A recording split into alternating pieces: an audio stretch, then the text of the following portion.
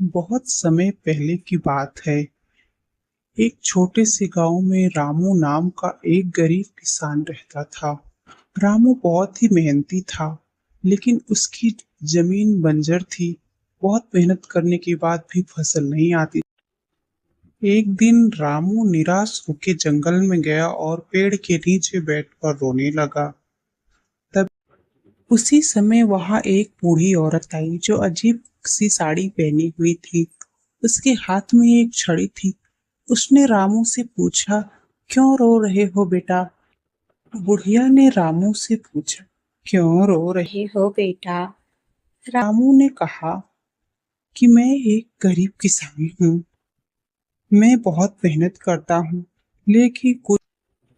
बुढ़िया मुस्कुराई और बोली, अगर तुम सच्चे दिल से मेहनत कर दोगे, कभी किसी का बुरा नहीं सोचोगे, तो मैं तुम्हारी मदद कर सकती हूँ। बुढ़िया के पास एक छड़ी थी, जादुई छड़ी।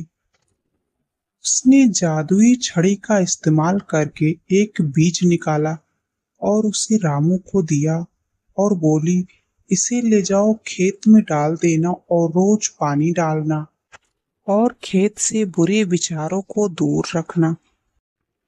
रामू ने ठीक वैसा ही किया।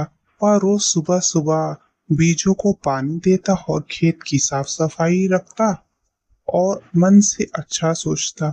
कुछ ही दिनों में उस बीज से हरे भरे पौधे निकले और खेत में फसल उगाई। इतनी फसल उगी कि पूरा गांव देखता रह गया।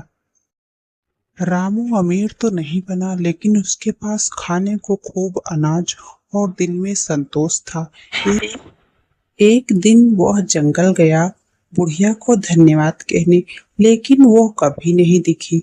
गांव वाले कहते हैं कि वो कोई बुढ़िया नहीं, जादुई परी थी जो सच्चाई और अच्छाई की कद्र करती थी।